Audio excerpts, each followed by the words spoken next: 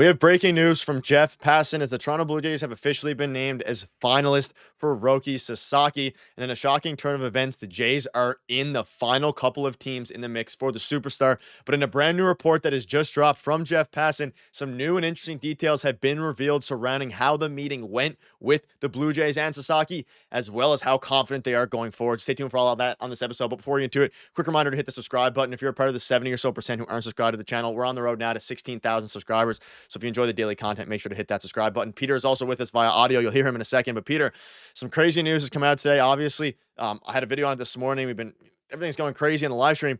But Roki Sasaki, as of this morning, a report came out that the Jays had met with him over, last week or over the weekend, and last week specifically.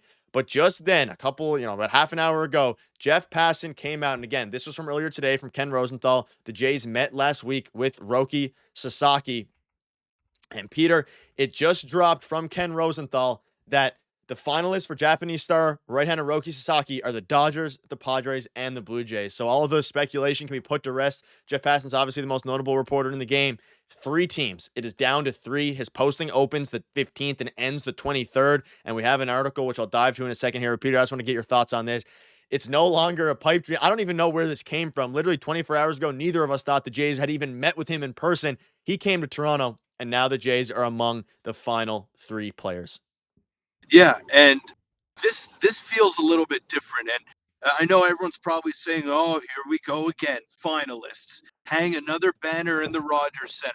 But I'll tell you what, Nick, this is different because we've touched on this multiple times that every Blue Jays transaction or every major transaction that has happened over the past couple of off seasons has come out of nowhere virtually for Ross Atkins. And this is another one of those instances where it's just coming out of nowhere. And the 3 teams that are involved, they all have some flaws. Now, I'll break them down each individually. I'll start with the Blue Jays. Obviously, the farm system not great. We know that Vladdy and Bo are set to hit free agency, barring a miracle that happens before spring training. So that is the downside with the Blue Jays. It's the future of the ball club. Downside with the San Diego Padres, they're having a lot of money issues. Yeah. They're having a lot of trouble retaining some of their players. And I know that they have a strong Japanese contingent in that clubhouse. Yu Darvish was the idol of Roki Sasaki when he was growing up and advancing in the game of baseball. So they have that working on their sides. But, with a team with so much uncertainty financially, I find it hard that he may want to go there and sacrifice many years with that uncertainty. And for the Dodgers, you may be thinking, what's the downside with the Dodgers? They just won the World Series. They're the richest team in baseball. They're the team that's just going to be a winner forever. No. I'll tell you this. This is the downside. They have so many starting pitchers that unless Roki Sasaki wants to be a developmental piece for the next year or two, then he's probably not going to want to go to the Dodgers. They have a lot of starting pitchers. They just paid Blake Snell $182 million. He's not moving out of that rotation. Who's going to make way for Roki Sasaki? I can't see it happening. Yeah, there's been some rumblings of them going to a 6-man rotation, which could happen. But another thing going against the Dodgers here is that I'm sure at some point, a superstar free agent, whether it's an international one like Roki Sasaki in general, I mean, you think about the Blue Jays, if he goes to the Toronto Blue Jays, and we've heard the whole country behind him, all this stuff before, but if he goes to the Dodgers, I mean, they have Yamamoto, they have Shohei Ohtani, and that can be a positive for Roki Sasaki, depending what he wants. But also a report dropped, Peter, if you think way back to a month or 2 ago when this whole process was starting, he talked about how he would value not like the biggest market team, but maybe a mid-market team. And not that the Blue Jays aren't a huge market, but the media is a lot more forgiving in Toronto. And these are all things we have to think about because Sasaki is not a normal free agent. They're not going to be getting into a bidding war. They all have similar money, and the Jays can make a trade to get more international pool money if they want to. There's a lot of things here, and that's why this is so out of nowhere. Clearly, Roki Sasaki values the Toronto Blue Jays, and I'm going to dive into the report now and get your thoughts on it, Peter, because it just came out 3 minutes ago. You can see this here. The Blue Jays being the 3rd team, stunned front offices around the game. Toronto is coming off of a last-place finish in the AL East, has a below-average farm system, and has not come to terms with Vladimir Guerrero Jr. But nevertheless, Toronto emerged from its meeting with Sasaki confident, sources said, and this is the big piece, hopeful that as one of the biggest baseball decisions in recent memory approaches, the feelings are reciprocated. So the front office sources say the Jays are very confident in their ability to get Roki Sasaki. Yes, we've heard this fiddle before.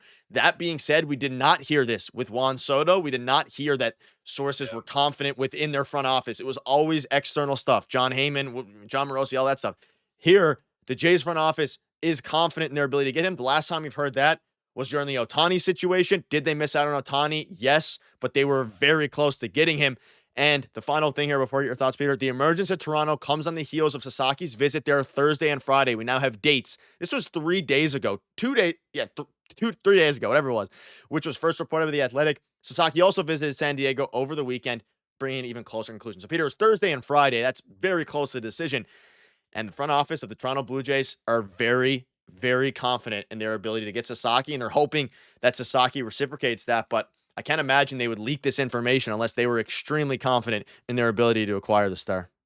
And another difference, Nick, is that we knew they were in on Soto. We knew that they were in on Ohtani. The whole world knew what was going on between the Blue Jays and those high-profile free agents.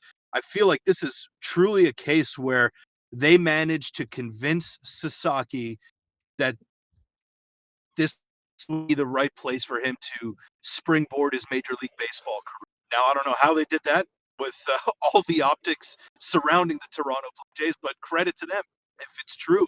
And it could be a good place for him to start. If we're being honest, maybe a little bit of bias is creeping in here for the both of us, Nick. But I really believe that they swooped in the last second and got a meeting somehow. It's not like he has a 3-month window here to make a decision. It's got to come pretty soon. So the fact that he went to Toronto after going to San Diego, after meeting with the Dodgers, after doing the rounds around the major leagues, around the major league circles, it's very encouraging and it does feel different. Now, would I put them at the top of the list? I think the Padres are probably at the top of the list, but I would probably put the Blue Jays second. I don't know if he wants to go to such a high pressure, high impact environment like Los Angeles and play with the Dodgers.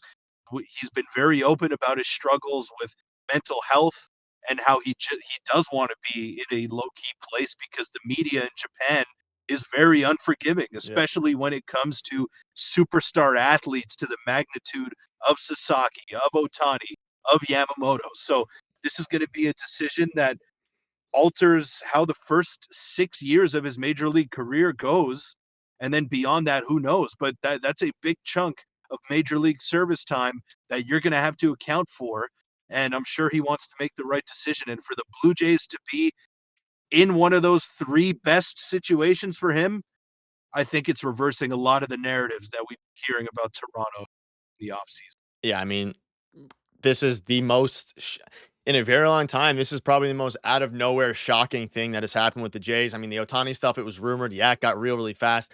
Soto never really felt real.